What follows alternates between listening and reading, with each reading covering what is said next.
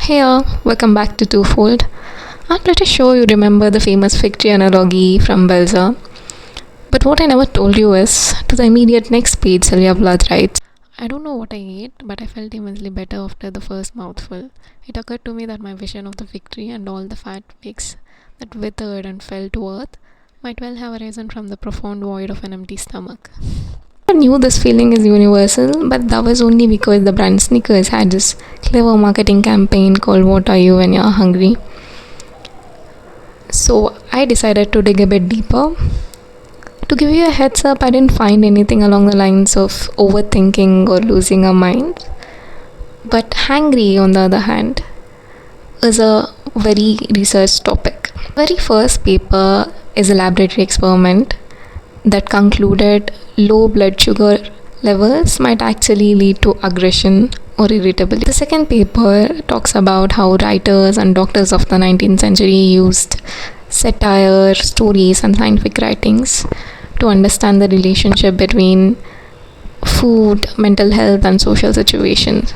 Turns out my video idea is not that unique. Coming to our third paper, it's actually a field study on the feeling called hangry, which literally translates to being angry or irritable when you're hungry.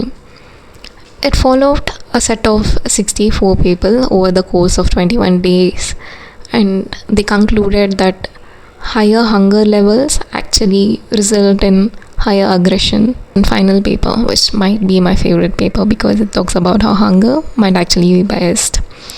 This was a field study. It involved exposing the participants to three kinds of images: positive, negative, and ambiguous.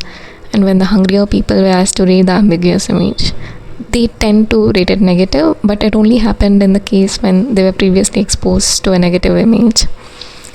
Thus concluding that hunger might actually lead to negative emotions, but only in the case of unpleasant or negative situations.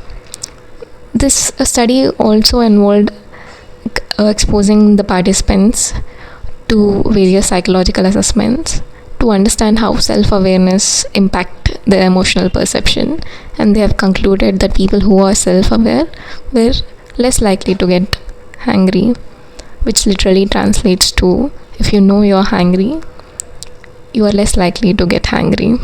Brings me to the conclusion now that maybe sometimes it's the overthinking, it's all the negative emotions in the world or messes of the life, but sometimes we all just need that chocolate bar.